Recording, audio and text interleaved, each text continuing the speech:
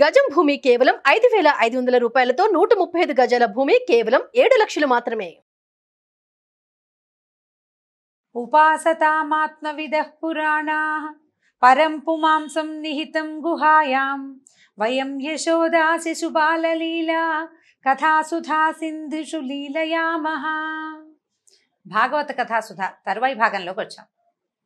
మునులు ఋషులు వాళ్ళంతా చాలా కష్టపడి ఎక్కడో గుహల్లో కూర్చుని వేల కొద్ది సంవత్సరాలు తపస్సు చేసి అప్పుడు సాధిస్తారు భగవంతుడిని. ఎప్పటికో మధ్యలో ఏదైనా చిన్న పొన్న పొరపాట్లు చేసో ఎవరైనా వచ్చి డిస్టర్బ్ చేస్తే తమ తాలూకు తపశక్తిని కొంత వృధా చేసుకునో మళ్ళీ మొదటికి వెళ్తుంటారు, బ్యాక్ టు ద పెవిలియన్. ఎక్కడ మొదలెట్టామో అక్కడికే వెళ్తూ ఉంటారు. మనకి ఆ కష్టం లేదండి, మనం ఆ ఇబ్బంది ఏం పడక్కర్లా. ఏం చెప్తున్నారు చూడండి, యశోదా శిశువు యొక్క బాలలీలలు ఉన్నాయి కదా, వాట్లలో మనం ఈదులాడుతూ హాయిగా ఆడుకుంటూ మనం భగవంతుడిని తెలుసుకుంటాం. చాలా తేలిగ్గా ముక్తిని పొందే మార్గం ఏంటంటే కృష్ణ గాథలు వినడం, ఆయన లీలల్లో మైమరిచిపోవటమే మనకి ముక్తికి సోపానం. ఋషులంత కష్టపడక్కర్లేదట. లీలాసుకులు ఎంత కరుణతోటో మనకి శ్లోకం తెలియజేశారు. మీరేం కష్టపడి అవి ఇవి చదవకండి అమ్మా, చక్క బాలకృష్ణుడు లీలలు చదువుకోండి, జామ్మని వెళ్ళిపోతారు మీరు వైకుంఠానికి అని చెప్తున్నారు. అయితే ఒకసారట మనం ఇప్పటిదాకా రకరకాలు కృష్ణలీలలు విన్నామండి. రాసపంచాధ్యాయి కూడా అయిపోయింది. దాని తర్వాత కొంతకాలానికి మన నందుడు మొదలైనటువంటి యాదవ పెద్దలంతా కలిసి అంబికావనం అనే ఒక ప్రాంతానికి వెళ్ళారట. మంచిగా చక్కగా బళ్ళు అవి ఎక్కి వెళ్ళారు. ఆ అంబికావనంలో ఏంటంటే పశుపతి జాతర అని చేస్తారు. వీళ్ళ దగ్గర అన్ని గోసంపదే కదా, అన్నీ ఉన్నవన్నీ ఆవులే. ఆ ఆవులను రక్షించుకోవటం కోసం రకరకాల పూజలు అవి చేస్తారు. సో ఇంద్రయాగం చేద్దాం అనుకున్నారు, అది కాకుండా తర్వాత ఏం చేశారు వీళ్ళు, గోవర్ధన పూజ చేస్తే భగవంతుడు స్వయంగా గోవర్ధన రూపంలోనే పూజను స్వీకరించాడు. తర్వాత గోవర్ధన పర్వతాన్ని ఎత్తి వీళ్ళందరినీ ఇంద్రుని యొక్క వర్షం నుంచి కూడా కాపాడాడు. అయితే వీళ్ళ విధానంగా మామూలుగా అలవాటుగా చేసేవేవో కొన్ని పద్ధతులు ఉంటాయి, ఏ ఊళ్ళల్లో పద్ధతులు ఆ ఊళ్ళో ఉంటాయి కదా, అట్లా వీళ్ళు పశుపతికి జాతర చేస్తారట. ఎడ్ల బళ్ళు వేసుకుని అందరూ కలిసి వెళ్ళి అంబికావనం అని ఒక వనం ఉందట, అక్కడికి వెళ్తారు. వెళ్తే అక్కడ సరస్వతి నది ఉంది. ఆ సరస్వతి నదిలో స్నానం చేసి పార్వతీ పరమేశ్వరులని పూజించి ఆ వారికి తాము తెచ్చినంటే వీళ్ళ ఉన్న సంపద అంతా గో సంపదే కదా, పాలు పెరుగు వెన్న నెయ్యి మొదలైనవి సమర్పించి చాలా చక్కగా ఉత్సవాలు బాగా జరుపుకున్నారు. జాతర జరుపుకుంటే ఏమైంది, ఈయన ఇంకా చేశాడు, విప్రులకి ధేనుములు బంగారము వస్త్రాలు అన్నము కూడా విరివిగా దానాలు చేశారట. అయితే వీళ్ళు యాదవులు ఇన్ని దానాలు చేసి ఇంత పూజ చేశారు కానీ వాళ్ళు ఏమి తినరు, కేవలం నీరు త్రాగి నియమంగా ఉంటారట. అంటే ఆ పూటంతా ఉపవాసం ఉండి ఇంటికి వచ్చాక బహుశా భోజనం చేస్తారు. అయితే ఏమైంది, ఈయన సరస్వతి నదిలో స్నానం చేసి వ్యవహారం అంతా పూజ గీజ అయిన తర్వాత ఈ దానాలు అవి అయినాక వసుదేవుడు రిపీట్ నాన్న చూసుకోండి, నందుడు ఒకచోట విశ్రాంతిగా కూర్చునేసరికల్లా మెల్లిగా నిద్ర పట్టేసింది ఆయనకి. చెట్టును అనుకుని కూర్చున్నాడు. మనం నిరాహారంగా ఉండి ఇంత శ్రమ పడితే కాస్త నిస్త్రాన్ని వచ్చి ఆటోమేటిక్గా నిద్ర వస్తుంది, కొంచెం చల్లగాలి తగిలేసరికి. చెట్టుకు అనుకుని నిద్రపోతున్న నందుడిని చూసి ఒక మహాసర్పం ఒకటి చాలా పెద్దదట వచ్చి ఏం చేసింది, ముందు చుట్టేసింది, తర్వాత మింగడానికి ప్రయత్నించేసరికల్లా ఎవరైనా అమ్మోయ్ నాయనోయ్ బాబో ఎవరైనా నన్ను రక్షించండి రా అంటాడు. ఈయన కృష్ణ కృష్ణ నన్ను రక్షించమన్నట్ట. కొడుకుని పిలుస్తున్నాడు తండ్రి. ఎక్కడైనా పిల్లవాడు నాన్నని పిలుస్తాడు, నందుడు కూడా వాళ్ళ నాన్నని పిలవచ్చు, లేదా నాన్నని ఆక్రోశం చేయొచ్చు. ఆయన ఆక్రందన చేయటం లేదు, కృష్ణ కృష్ణ నన్ను రక్షించు విడిపించు అంటూ కేకలు పెట్టాడు. ఈ గోపాలురంతా విన్నారు, కృష్ణుడు ఎక్కడో ఆడుకుంటున్నాడు. వీళ్ళు ఏం చేశారు, మేల్కొని ఈ పాముని చూసేసరికల్లా దుడ్డుకర్రలు పట్టుకొచ్చారట. తర్వాత వంటలు చేశారు కదా, అంటే అన్నం దానం చేసినప్పుడు ఆ వంట పొయ్యిలో ఇంచి కొరుగులు కొన్ని మండుతున్న దుంగలు కూడా పట్టుకొచ్చి పాముని ఎడ బాధేశారు.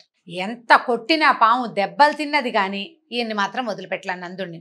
ఈ వదిలిపెట్టకపోయేసరికల్లా అప్పుడు ఈ కృష్ణుడు పరిగెత్తుకుంటూ వచ్చి ఏం చేశాడట, కాలుతో తోకని ఒక కొసని తొక్కి ఒక్క తన్ను తన్నేసరికల్లా ఈ తన్నిన తన్నుకి అది 5-6 చుట్లు చుట్టి ఉన్నది పాము బయటకి పక్కకు పడిపోయి ఒక విద్యాధర రూపాన్ని ధరించింది. పాము మాయమైపోయింది. ఆ ప్రాంతంలో ఒక విద్యాధరుడు ప్రత్యక్షం అయ్యాడనమాట. ఆయన ఆశ్చర్యపోయాడు. కృష్ణుడు అడిగాడు, ఇంత చక్కగా అలంకృతమైన ఆకారంలో ఉన్నవు, బంగారు మాలికలు అవి ధరించావు, ఇంత శుభలక్షణాలతో ఉన్నావు నాయన, ఎవరు నువ్వు, ఇలా క్రూరమైన వికృతాకారం కలిగినటువంటి పెనుబాము రూపం నీకు ఎట్లా వచ్చింది, దీనికి ఈ పైగా క్షణంలో నువ్వు అన్ని దెబ్బలు తిన్నా నీ మార్పు రాలా, నేను తన్నేసరికి మార్పు వచ్చింది, ఏమిటో చెప్పు, ఇది ఇంతగా ఉంది అని అడిగాడు. అడిగితే కృష్ణుడు మాటలకి ఇట్లా చెప్పాట, నేను విద్యాధరుణ్ణి, నా పేరు సుదర్శనుడు, నేను చాలా అందంగా ఉంటానని మహాగర్వం నాకు, ఎంతో గర్వం. ఆ గర్వంతో విమానంలో అంటే ఈ దర్పంతో విమానం ఎక్కి అన్ని చోట్ల తిరుగుతూ నన్ను నేను ప్రదర్శించుకునేవాడిని. ఒకసారి అంగిరసుని సంతతి వారైన కొంతమంది ఋషులు నాకు అంటపడ్డారు. వాళ్ళందరూ తపస్సులు అవి చేసి ఎండిపోయి మనుషులు వికారంగా ఉంటారు. మరి తపశ్శక్తే వాళ్ళ తాలూకు సౌందర్యం. ఈ చూడ్డానికి సుమారు మనం మొదటి లుక్నే మనం తెలుసుకుంటాం కదా, ఫస్ట్ చూడగానే మనకి ఏ భావన కలుగుతుంది, అదే ముఖ్యం. ఈ వికార రూపంగా ఉన్నటువంటి ఋషులను చూసి నేను బాగా నవ్వి వెక్కిరిచ్చాను. దాంతో నువ్వు సౌందర్య మదంతో ఇట్లా మమ్మల్ని గేల్ చేసావు కాబట్టి పెనుబాము వై పడిపోయి ఉండమని వాళ్ళు నన్ను శపించేశారు. అందుకని నేను ఇట్లా పడిపోయాను. అయితే నేను శాపావసానం చెప్పమని బాగా బతిమలాడి అడిగితే ఏం చెప్పారంటే, మానవుల భయాన్ని నివారించడానికి యాదవ వంశంలో విష్ణువు అవతరించబోతాడు. అది ఎప్పటి సంగతో. అతను కాలితోటి తంతాడు నిన్ను, ఆయన కాలి తన్ను తగిలాకే నీకు ఈ రూపం పోతుంది అని చెప్పారు వాళ్ళు. కాబట్టి నిన్ను ధ్యానించిన కమలాక్ష, నీ కథలు విన్నా, నీ నామం కీర్తించిన పాపరాశి ఎంత పెద్ద కుప్పగా ఉన్న పాపాలైనా సరే, ఎంత పెద్ద మోపులు పాపాలు చేసుకున్నా కూడా అవి దగ్ధమైపోతాయి. ఇప్పుడు నువ్వు నా మీద అడుగు వేసావు, నీ అడుగు పడేసరికల్లా నా ప్రాణాలు లేచి వచ్చినాయి నాయన. విప్రశాపం వల్ల వచ్చిన వికృతాకారం క్షణంలో పోయింది. నేటితో నా సర్పజన్మ తొలిగిపోయింది. ఇంకా సెలవు తీసుకుంటానని సుదర్శనుడు విష్ణుమూర్తికి కృష్ణమూర్తికి నమస్కరించి వెళ్ళిపోయాడట. వీళ్ళంతా ఆశ్చర్యపోయారు. ఈయన తన్నిన తన్నుకి వాడికి రూపం మారిపోయిందే, ఎంత గొప్ప సంగతి అని ఈ దేవతా మహోత్సవం పూర్తయిన తర్వాత ఈయన్ని మెచ్చుకుంటూ, ఈ కృష్ణుడు మనతోటి ఉండటం వల్ల కూడా ఇలాంటి విచిత్రాలు, మనం దైవలీలలు, అతిమానుషమైన లీలలు చూడగలుగుతున్నాము అని ఈ యాదవులంతా ఈ పిల్లవాడిని కీర్తిస్తూ ఉన్నారట. ఈయన వ్రతాలు అన్నీ ఇక్కడ పూజలు అయిపోయిన తర్వాత చీకటి పడ్డాక అందరూ ఎడ్ల బళ్ళతోటి మళ్ళీ ఇంటికి దారి తీశారు. అయితే ఏమైందట, ఒక వెన్నెల రాత్రి బలరాముడు కృష్ణుడు స్వచ్ఛమైన వస్త్రాలు పూలదండలు ధరించారు, చందనం పూసుకున్నారు. అక్కడి నుంచి ఆ వెన్నెల రోజుల్లో ఈ పువ్వులు బాగా విరిసి ఉంటాయి. వాట్లలో ఉన్న తేనెని ఆస్వాదించిన తుమ్మెదలు జుమ్మని జంకారాలు చేస్తున్నాయట. సాయంకాలం అయ్యేసరికి చూడండి, మనకు కూడా పల్లెటూళ్ళల్లో కొంచెం అంతా సద్దుమణి పొంగని గుయ్యి అని వినపడుతూ ఉంటుంది. మన వాళ్ళు కీచురాళ్ల రోద అంటూ ఉంటారు. కీచురాళ్ళు ఉంటాయి చెరువుల్లోనూ, వాట్లలో అదొక చిన్న పురుగు. అయితే ఏంటంటే, ఇలా విపరీతంగా చెట్లు ఉన్న చోట ఏమవుతుందంటే, ఈ వెన్నెల రోజుల్లో తుమ్మెదలు పగలే, మామూలు రోజుల్లో పగలు తిరుగుతాయి, రాత్రిళ్ళు కూడా తిరుగుతాయి వెన్నెలు ఉన్నప్పుడు. అంత తెరిపిగా ఉంటుంది. ఇళ్ళు వాకిళ్ళు పెద్దగా లేవు, పెద్దగా మేడలు మిద్దెలు లేవు, జనసంచారం ఉన్న సాయంకాలం చీకటి పడేసరికల్లా ఆహారాన్ని తీసుకుని అన్నీ విశ్రమించేస్తారు జనం అంతా. కాస్త విహారానికి వచ్చే వాళ్ళే కొంచెం అటు ఇటు తిరుగుతుంటారు. కాస్త వెన్నెట్లో ఇళ్ళ వాకిళ్లలో, తర్వాత యమునా నది తీరాల్లోనూ కూర్చొని కబుర్లు చెప్పుకుంటారు, ఏమైనా ఆటపాటలు ఉంటాయి.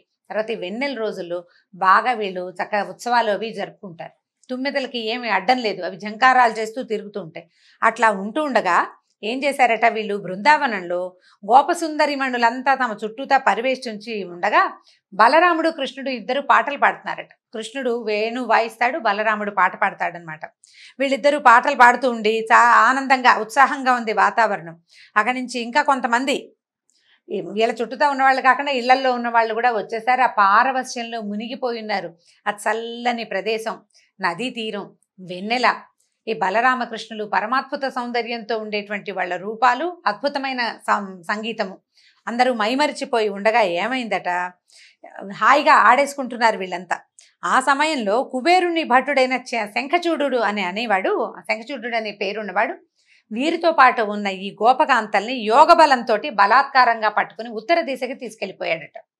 అప్పుడు వీళ్ళు అరిచి కేకలు పెట్టారు, బలరామ కృష్ణ, రామకృష్ణ రక్షించండి అని కేకలు పెట్టారు. స్త్రీలంతా కేకలు పెట్టేసరికి బలరామకృష్ణులు ఇద్దరు వాళ్ళే విన్నారు, వినపడినది పిలుపులు. వీళ్ళిద్దరూ పారవస్యంతో పాడుకుంటున్నారు. చుట్టూతా ఉన్నవాళ్ళు సడన్ గా మాయమైపోయారు, కేకలు వినపడ్డాయి. ఈ మహాబలవంతులైన అన్నదమ్ములు ఇద్దరు వెంటనే ఏం చేశారట, పక్కన ఉన్న మద్ది చెట్లని పెరికేశారు, భూమిలోంచి పెరికి చేత్తో పుచ్చుకుని ఎట్లా వెళ్ళారంటే కాలుడు మృత్యువు లాగా పరిగెత్తారట అతని వెనకాల. వెళ్ళి ఏం భయపడకండి అని చెప్పి ఆ గుహ్యకుడైన అంటే ఈ విద్యాధరుడితోటి గంధర్వుడితోటి పోటీ పడ్డారు, పోట్లాటకి దిగారనమాట.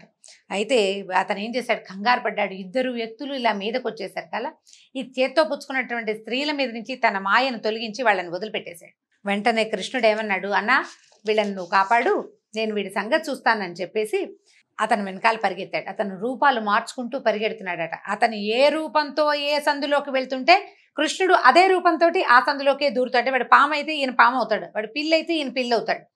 వాడు ఏ జంతువుగా ఏ విషయంగా మారిపోతుంటే ఆ విషయంగా మారిపోతూ ఆ వెనకాల పడి పడి పడి మళ్ళీ బృందావనం వైపే తీసుకొచ్చాడు. పట్టుకున్నాడు చివరికి పట్టుకుని పిడికిటి పోట్లతోటి కొట్టి కొట్టి మొహం మర్దించేశాడట మొత్తం. అక్కడి నుంచి ఏం చేశాడు, ముఖంలో అతను ఇక్కడ ఒక మణి ధరిస్తాట. ఈ విద్యాధరులు, యక్షులు, కిన్నరులు వీళ్ళందరికీ శిరోమణి అంటారు, చూడామణి ఇక్కడ ఉంటుంది. ఆ మణిని పట్టుకుని లాగేసి అతను చనిపోయాడు. ఆ మణిని పట్టుకొచ్చి అన్నయ్యకి ఇచ్చాడు. శంఖచూడుని మణి చూడు ఎంత బాగుందో, నువ్వు పెట్టుకోవచ్చు అని చెప్పేసి వాళ్ళ అన్నయ్య చేతికి ఇచ్చాడు. అందరూ ఆశ్చర్యపోయారు, ఈ గోపకాంతలంతా. ఇంత పిల్లవాడు క్షణంలో ఇంత పని చేసేస్తాడని చెప్పుకుంటూ సంతోషంగా ఈ పాటలు పాడుకుంటూ, వీళ్ళు ఏ పాటలు పాడారో ఆ పాటలు పాడుతూ ఇంటికి వెళ్ళిపోయారట. ఈ విధంగా బలరామకృష్ణులు ఎన్నో రకాల విచిత్రమైన కార్యాలు చేస్తూ పెరిగి పెద్దవాళ్ళు అవుతూ ఉన్నారు. తర్వాత ఏ లీలను చూపించారో తరువాయి భాగంలో విందాం. నమస్కారం.